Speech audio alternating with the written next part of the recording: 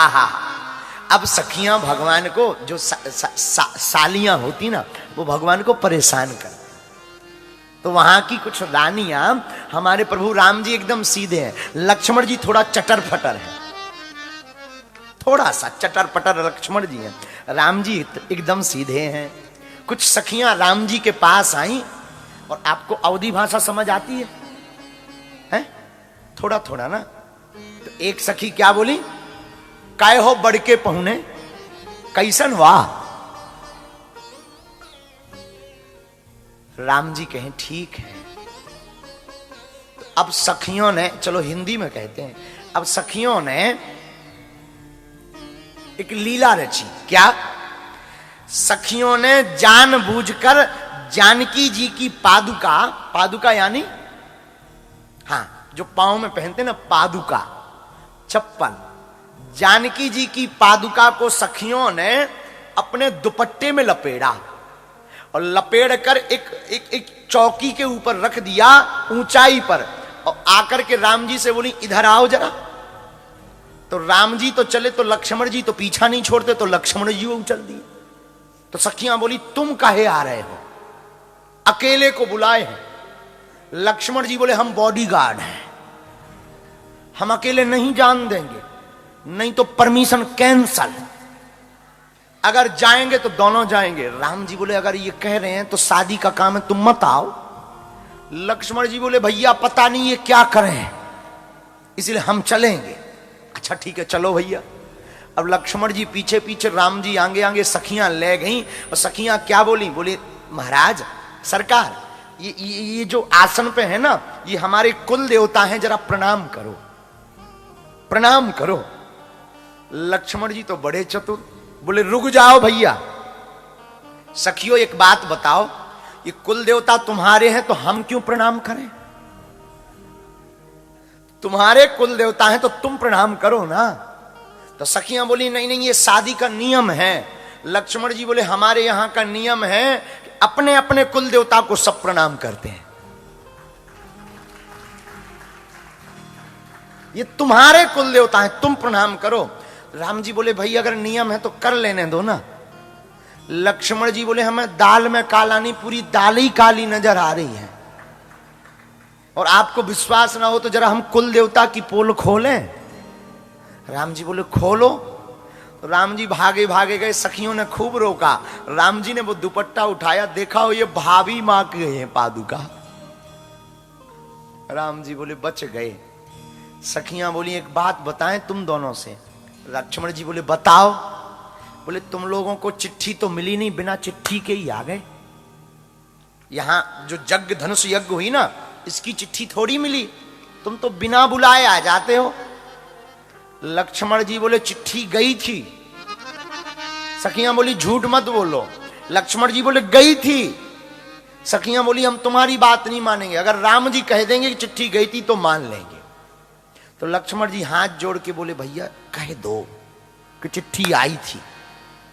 राम जी बोले हम झूठ नहीं बोलेंगे। तो लक्ष्मण जी बोले ब्याह में झूठ तो बोलना पड़ता है, आप चिंता, आपको दिक्कत क्या है, आप कह दो ना, एक बार कह दो, नहीं तो हमारी नाक कट जाएगी, ये सब प्राण खा लेंगी। तो राम जी बोले हम झूठ नहीं बोलेंगे। तो सखियां बोली अच्छा बताओ राम जी आप बताओ चिट्ठी गई थी? तो राम जी ने कहा नहीं, चिट्ठी नहीं गई थी, नहीं गई थी चिट्ठी। राम जी ने सिर्फ इतना कहा नहीं गई थी चिट्ठी। सखियां बोली देख लिया लक्ष्मण जी तुम झूठ बोलते हो। लक्ष्मण जी बोले नहीं। तो प्रभु ने क्या कहा पहले गौर से सुनो। बोले क्या कहा? बोले राम जी ने कहा नहीं गई थी चिट्ठी। राम जी ने तो सत्य बोला, नहीं गई थी चिट्ठी। लक्ष्मण जी बोले पता है सखियों प्रभु का बोले? प्रभु बोले नहीं गई थी चिट्ठी। राम जी से बोले अगर नहीं धीरे से कह देते का बिगड़ जाता, इतना जोर ना हमें लगाना पड़ता। सखियां समझ गई कि बड़के सरकार तो बहुत सीधे हैं, ये छुटका बड़ा तेज है, ये छुटके सरकार है ना तो बहुत डेंजर बा। तो क्या किया जाए? सखियां सताती हैं लक्ष्मण जी को। काय हो छुटके पहुने, ओ वहां पहुने कहते हैं पहुने बोले तो जीजा जी को, दमाद को। हाँ आप समझ रहे हैं ना, तो इसका भी आनंद लो, ये भी एक रस है। तो सखियां क्या बोली, काय हो छुटके पहुने ही आवा, ही आवा। तो लक्ष्मण जी बोले आए गए लो, बता बाहू। तो सखियां बोली एक बात बतावे। हाँ हाँ, हमने सुना है तुम्हारे यहां पिताजी की जरूरत नहीं पड़ती है, खीर से पुत्र पैदा हो जाते हैं। क्योंकि राम जी, लक्ष्मण जी, भरत जी, शत्रुघ्न जी ये अग्नि के खीर से प्रकट भये। तो सखियां मजाक मजाक में बहुत बड़ी बात बोल दी, बोली सुना है हमने अयोध्या में पिता की जरूरत नहीं है, बिना पिता के खीर से लड़का पैदा हो जाता है। लेकिन लक्ष्मण जी भी कम नहीं, बोले धन्यवाद देवियो, आपने सच कहा, हमारे यहां खीर से पैदा होते हैं लड़के, पर माता जी की जरूरत पड़ती है। लेकिन हमने सुना जनकपुर में तो माता पिता किसी की जरूरत नहीं, पृथ्वी से बिटिया पैदा होती है।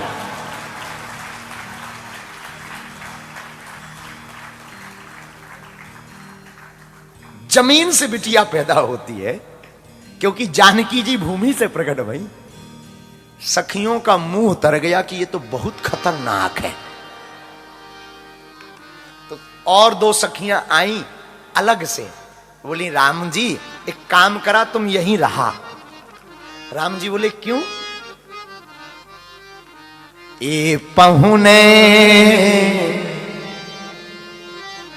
हमारे एक प्रिय शिष्य हैं भोजपुरी के गायक पंडित श्री मनोज तिवारी, अद्भुत गीत गाते हैं।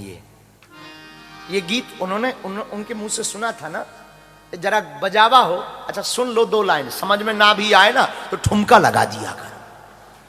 हमें खुद नहीं तुम्हारी अंग्रेजी समझ में आती है, लेकिन हम दांत निकालते रहते ना, हा हा हा, हा। हमें भी तो समझ में नहीं आती। जैसे तुम्हारी दशा है ना आज की कथा में, वैसे हमारी दशा होती है, क्योंकि हमको भी समझ में नहीं आती है ना। तो जब हम तो रिएक्शन देखते रहते हैं कि तुम हंस रहे हो कि नहीं, तो हम अगल बगल वालों को देखते रहते हैं कि अगर अगल बगल वाले हंसे तो हम भी हा हा, ये पता ही नहीं चलता कि किस बात में हंस रहे हैं, लेकिन हम हंसते हैं ना। तो उसी प्रकार तुम्हें नहीं समझ आवे तो कोई दिक्कत नहीं, ये भोजपुरी का बड़ा प्यार अवधि में है। अरे ये पहुने मिथिला में रहोना, एक होना यही मिथिला में रहोना, एक होना यही मिथिला में रहोना। जो न सुख बा ससुरारी में, जो न सुख बा ससुरारी में, तो न सुख बा कहूना